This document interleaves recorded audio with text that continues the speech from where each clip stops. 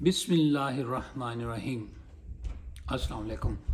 آنکھوں دیکھا عامر بیگ کے ساتھ حاضر خدمت ہے۔ جی تو سجنوں، سجنا نو قید بول گئی۔ آپ کو یاد ہوگا پرائم منسٹر ذوالفقار علی بھٹو نے کہا تھا کہ ہم گھاس کھائیں گے لیکن ایٹم بم بنائیں گے، اور اس وقت کے American secretary of state Henry Kissinger نے کہا تھا کہ باز آ جاؤ ورنہ ہم تمہیں عبرت کا نشان بنا دیں گے، اور نشان بنا دیا گیا۔ اس وقت کے پاکستانی آرمی چیف نے بھٹو کو عدلیہ کی مدد سے تختہ دار پر پہنچا دیا۔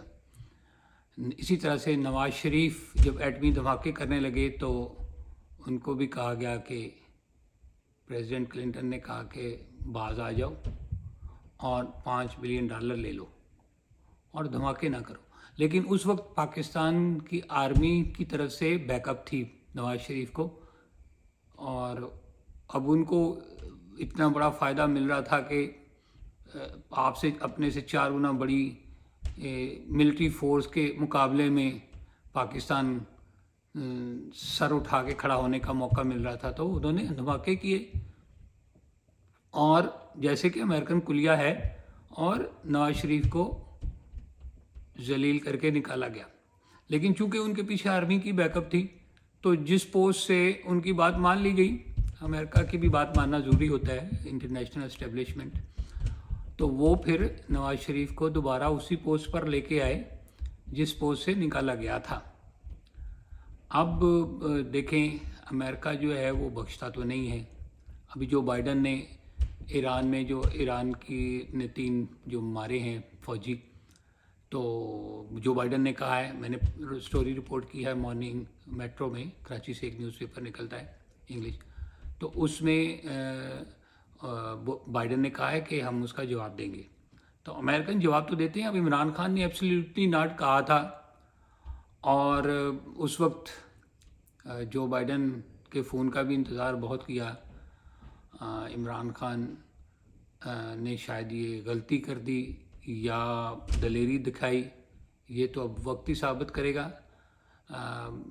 آرمی کو جب سائفر کا پتہ چلا تو انہوں نے اپنا لیا سلسلہ، جو امریکہ کرتا ہے وہ کیا گیا۔ کچھ لوگوں نے کہا کہ یہ سائفر جھوٹ ہے، کچھ نے کہا کہ فضل الرحمان نے کہا کہ یہ ایسے خود ہی لکھلایا ہے، اسی طرح سے بلاول بھٹو نے کہا کہ کسی ایمبیسڈر سے لکھوایا ہے، مریم نے کہا یہ خاطبیات کچھ نہیں ہے، سابق پرائم منسٹر شاہد خاقان عباسی نے کہا کہ یہ کچھ بھی نہیں ہے، یہ ایسا ہی ہے، اور شہباز شریف نے کہا کہ اگر یہ ہے تو ہم اس کے ساتھ کھڑے ہوں گے، اب پتہ نہیں وہ کہاں کھڑے ہیں۔ اور صافی صاحب جو صافی مارنے میں واحد ہیں، انہوں نے کہا کہ اگر ایسا ہے تو میں صحافت ہی چھوڑ دوں گا۔ تو اب صحافت تو چھوڑنا کہ دوسری بات ہے، لیکن خان صاحب کو 10 سال کی قید ہو گئی ہے۔ ان کے ساتھ وزیر خارجہ اس وقت کے جن کی ایفرٹ سے یہ سارا سلسلہ ہوا، ان کو بھی 10 سال کی قید ہو گئی ہے۔ کچھ لوگوں نے تو کہا کہ عمر قید ہونی چاہیے تھی یا موت کی سزا تجویز کی جا رہی تھی، تو یہ کم ہوئی ہے سزا۔ ان کو سزاؤں کا کیا معلوم، وہ تو جزاؤں کے چکروں میں رہتے ہیں ہر ٹائم۔ سپیریئر کورٹ میں جب بھی یہ جائے گا اسپیڈی جسٹس، اسی سپیڈ سے ہی وہ نل اینڈ فائی ہو جانے والا ہے۔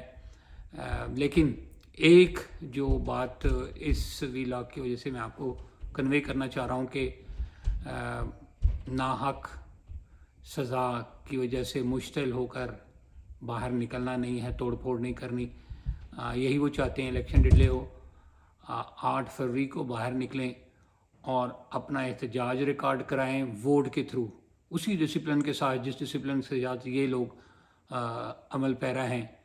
ایک اچھے ڈسپلن کے ساتھ لائنوں میں لگ کے ووٹ دیں اور پھر اس پہ پہرا بھی دیں۔